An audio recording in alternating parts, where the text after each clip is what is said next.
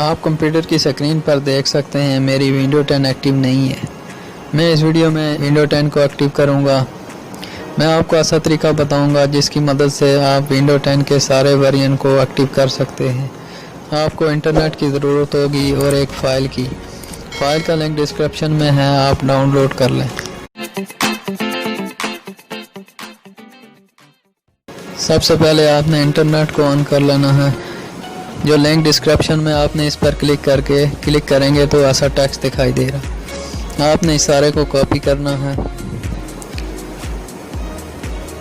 और डेस्कटॉप पर आकर आपने राइट क्लिक करके न्यू टेक्स्ट डॉक्यूमेंट पर क्लिक करना है। डॉक्यूमेंट को ओपन करना है। ओपन करने के बाद हम इस टेक्स्ट को पेस्ट कर देंगे। पेस्ट करने के बाद फाइल में सेव एज, यहाँ पर हम इसका नाम कोई भी दें,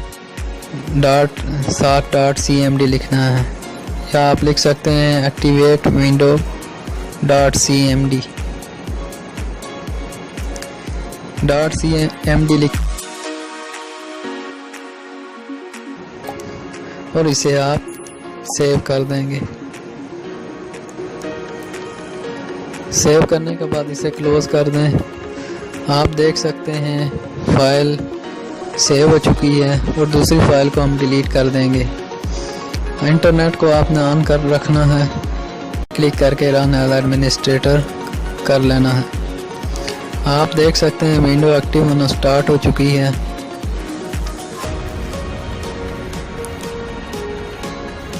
आप देख सकते हैं इस तरीके से आप विंडो 10 के तमाम वर्जन को एक्टिवेट कर सकते हैं।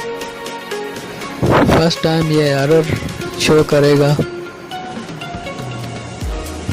आप देख सकते हैं प्रोडक्ट एक्टिवेटेड सक्सेसफुली। अभी मैं आपको प्रॉपर्टीज़ में से भी दिखाऊंगा। स्क्रीन पर भी आप देख सकते हैं विंडो एक्टिव हो गई है। मैं प्रॉपर्टी में चलूँगा। आप देख सकते हैं window is activated, window active हो चुकी है। आप भी इस तरीके से विंडो 10 के तमाम वर्जन को एक्टिव कर सकते हैं। Thanks for watching.